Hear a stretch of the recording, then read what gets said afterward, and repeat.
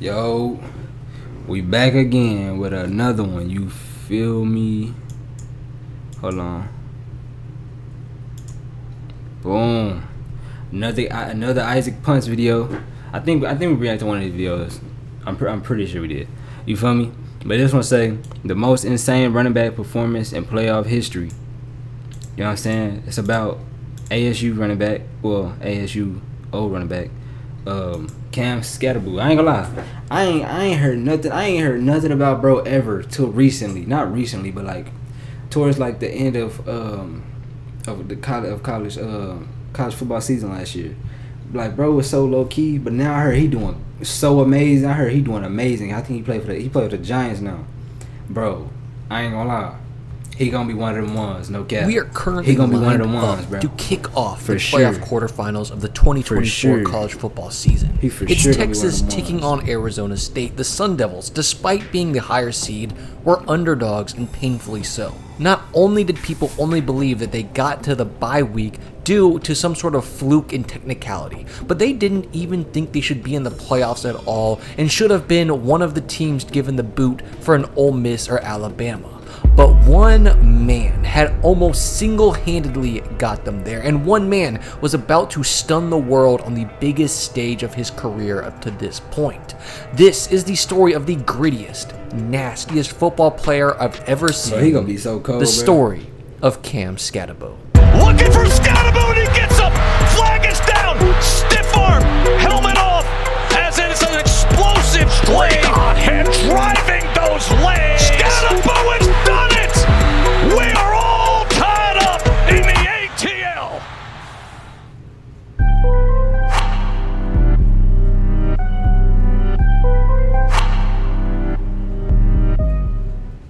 Now, to get a real understanding of just how important Cam Scatterboo is, we're going to have to go back to before his arrival.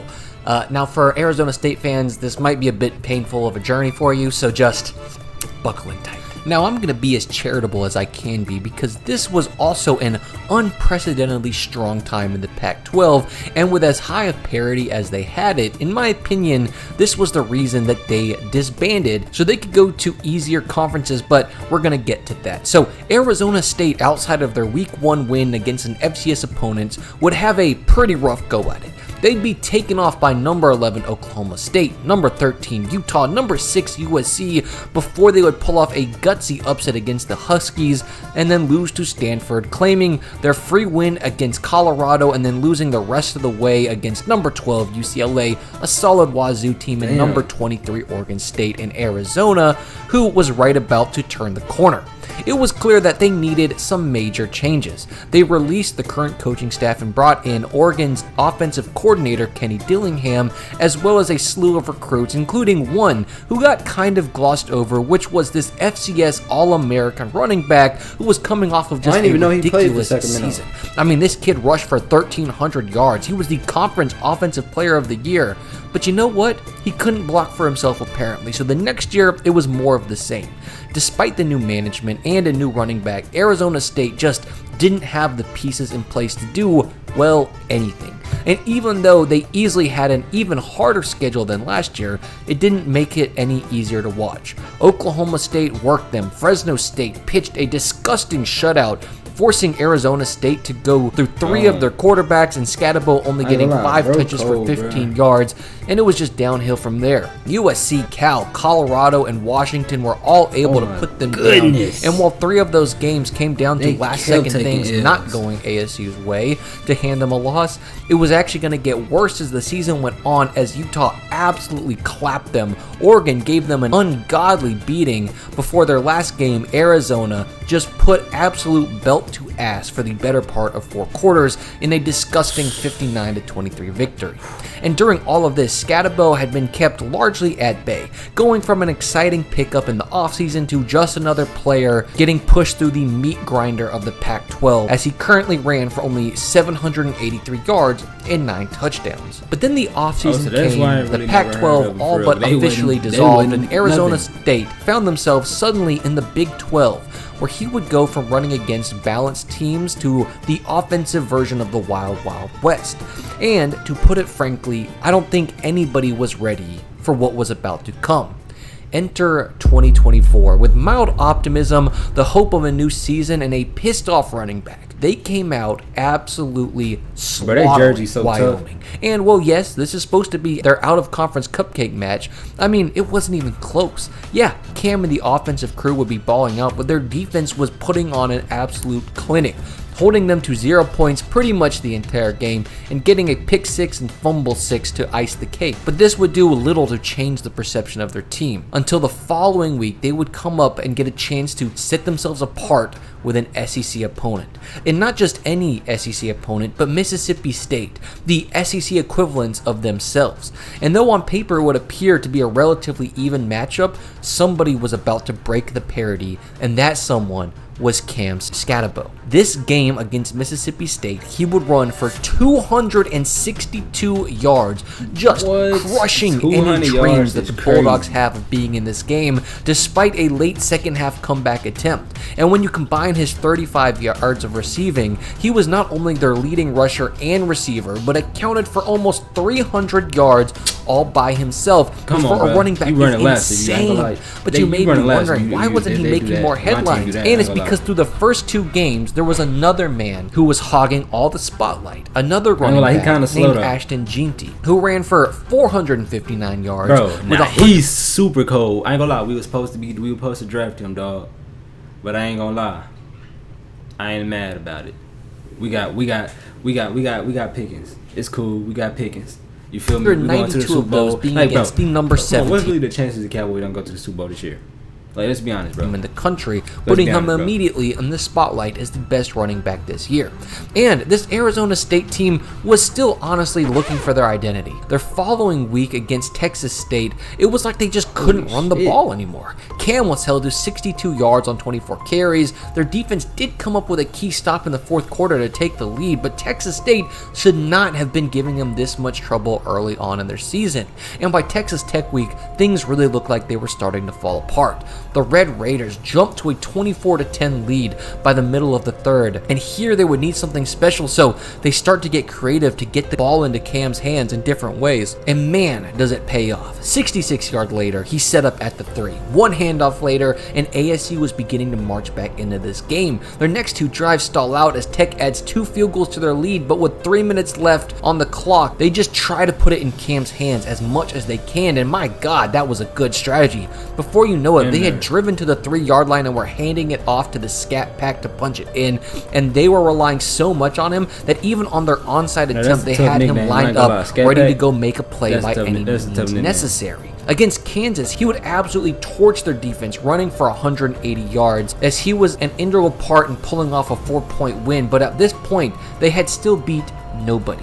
Every team was either unranked or had losing records except for Texas State, and now their biggest challenge was coming to Phoenix. The Utah Utes, currently ranked number 16, with their only loss coming the week before, and had been dominating teams. I mean, they just knocked off number 14 Oklahoma State a few weeks ago, so this would be no easy. Oh my God. The human scat pack just steamrolled their defense, accounting for 199 yards and 2 touchdowns. And we're getting to the point in the season where teams know he's coming and still can't stop him. But the following week, it looked like where teams know he's coming and still can't stop him. But the following week, it looked like all of this was coming to an end. A good Cincinnati team had their number. They were playing great in the interior. They held Cam to just 75 yards, so a pair of missed field goals made this game completely out of reach. So despite some late game heroics like on this busted play, still being able to find the end zone, it was do or die time every single game. And not just that, but they were now going into easily the hardest stretch of their schedule. Unfortunately, no one told Scat about that, as Oklahoma State was the first to be on the receiving end of just an absolutely pissed off Cam. 23 carries, 153 yards, as well as 4 receptions for another 121 yards. Bro, Cam wasn't just a key. If he play like this in the league, bro.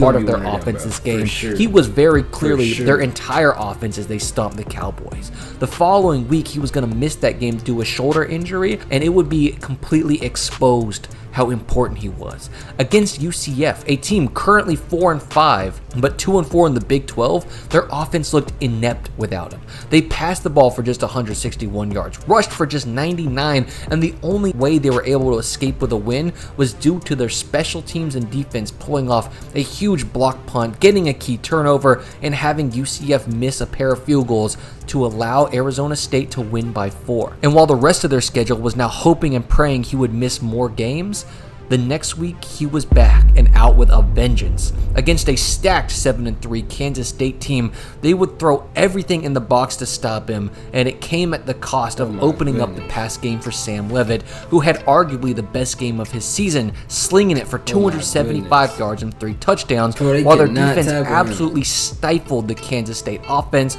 in a statement win, not just to move Arizona into the top 25, but to show they were ready to play against the best of the best, seemingly out of nowhere.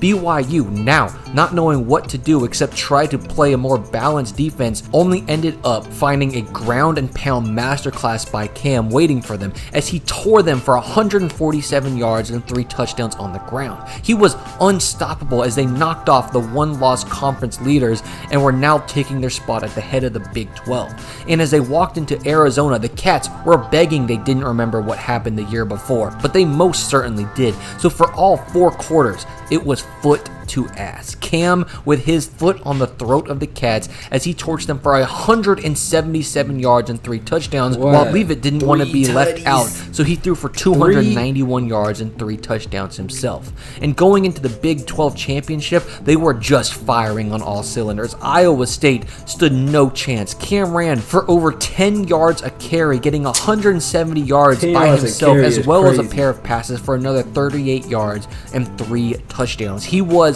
electric. He had his team on his back, and he had almost no national recognition as the Heisman race was dominated by a name you heard earlier, Ashton Jeanty. But a problem was about to arise. You see, both of these two players were carrying their lackluster offenses when they weren't on the field into the playoffs, and now had to go against teams with more depth and significantly better rosters. And we all watched in dismay as Penn State showed us what we thought was a sign of what was going to come, as they were just dismantling the Broncos. Jeanty, who at this point it would have been laughable to compare Cam Scatterbo to, was in complete lockdown. They gave him the ball 30 times and he was barely getting 3 yards a pop with almost no explosive plays.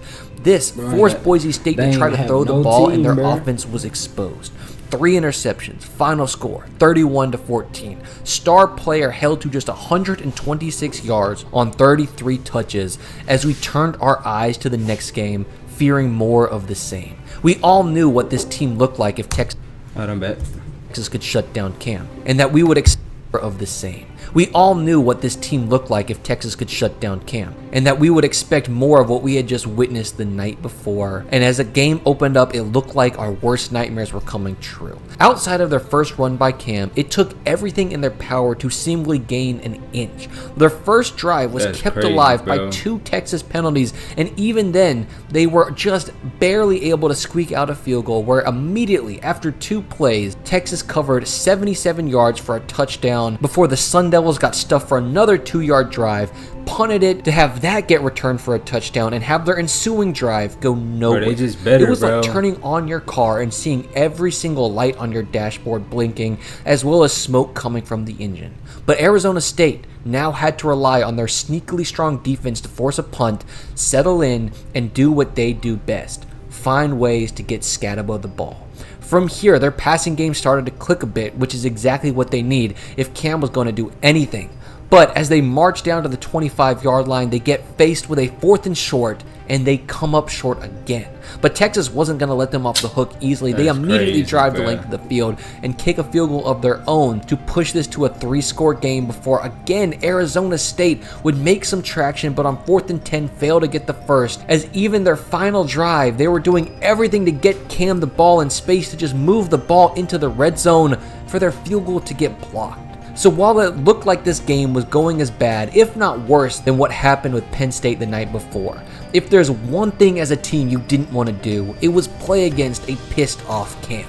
and that first half seemed to do more than get under his skin. The defense opened the second half by standing firm to get a stop, and the offensive drive that followed it was textbook. They utilized now more zone reads, so their quarterback was forcing the defense to not all collapse on Cam unless they wanted to be part of his highlight reel, as he put up their biggest run of the night, and almost immediately after they hand it right off to Cam, who seemed to have a message he wanted to send to the safety: get out of my way. But once again, they get down to the 2-yard line. Arizona State gets stuffed, and they needed something huge from their defense, and in their most dire time, helmet meets ball in end zone, and it's a safety. Arizona State gets the ball off, and now they know what they have to do. We are going to hand the ball to Cam 4 times in a row, and what's going to happen is he's going to give you a gritty 47 yards, falling forward every single time, and you can see the safeties are no longer tackling with the same intensity as before. The indomitable spirit of Cam is shining through,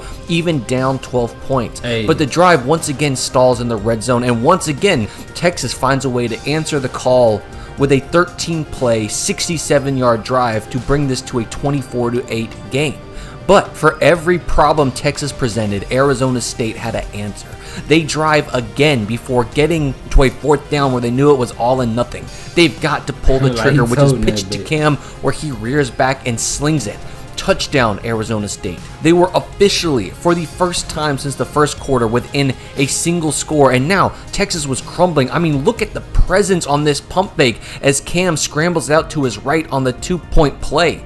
He takes a middle linebacker, corner, and safety with him because they know they are all needed to bring him down, leaving the middle of the field wide open to score. And it wouldn't just be Cam making miracles happen. Quinn Ewers was going to have to do his part by throwing a softball into tight coverage to give the ball back with 5 minutes left in the game. And now they've got to pull up all the stops. They line Cam up, not in the backfield, not in the slot, but have a man who's ran over a mile this game already set up as a wideout and just go. And on a hope and prayer, the ball is thrown his direction, and in nothing short of a miracle, maybe with a slight push off, he comes down with it. Arizona's most explosive run, pass, and now reception, all made by one man who just wants to damn win. As it wasn't long before he was once again plunging into the end zone himself, and shortly after running in for the 2-point conversion. He was puking on the sidelines between plays. He would not be denied.